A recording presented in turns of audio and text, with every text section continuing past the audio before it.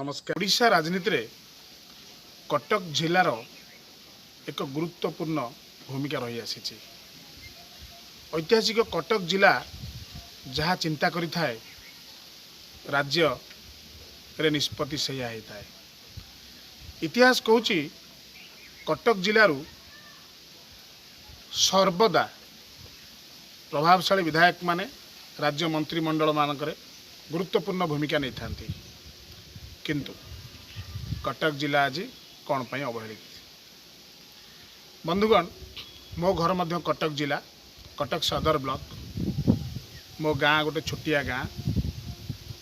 मो कटक सदर निर्वाचन मंडली रे सरकारी शीतल भंडार विगत 30 वर्ष है अकामी हो पड़ी। पाखरे बारंग ब्लॉक रे ब्राह्मण झल्ल पाखे सबुठारु गुरुत्वपूर्ण होउची Odisha textile mill Choudwar OTM जदि आज चालू रही था ताले हजार हजार परिवार निजर पोषण करि पारि थांते। बड़म्बारे चिनिकल कथा कहतु, आठगड़े विभिन्न शिल्प संस्था कथा कहतु, सबुठार दुखद कथा होउची ऐतिहासिक बांकीर अंशुपा ह्रद। अंशुपा ह्रद को जी थरे जाइची सी जानी आज किभली अवहेलित हो पड़ी कटक जिला। अपार संभावना अपार रोजगार सृष्टि कला भली एक संभावनार स्थान होउची अंशुपा ह्रद। टूरिज्म डेवलपमेंट डिपार्टमेंट रे अधीन रे थिबा एही ह्रदटी 100 एकड़ ऊर्ध्व जलमग्न अंचल अवहेलित हो पड़ी, जहाँ निजको मध्य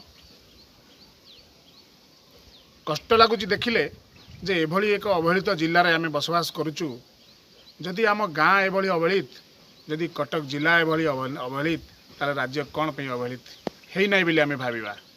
तेणु एसबू कथापाई आमको गाँ गाँ रु स्वर उठेगा पड़ो। आम गाँ कथा आम चिंता करवा प्रथमे, तापरे आम कटक कथा चिंता करवा। एक नुआ कटकर परिकल्पना करवा, ताहले एक नुआ ओडिशार परिकल्पना हो पारिबा संभव। आसंतु एकाठी हवा, युवक माने एकाठी हवा एवं आगामी काली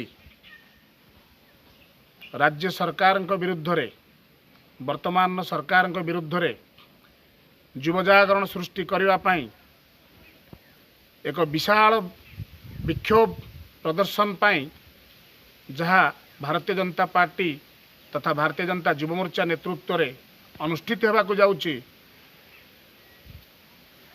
दिन 10टा बेले सेठी पहुँची उक्त गणविक्षोभ को सफल करने को मु निवेदन करुची।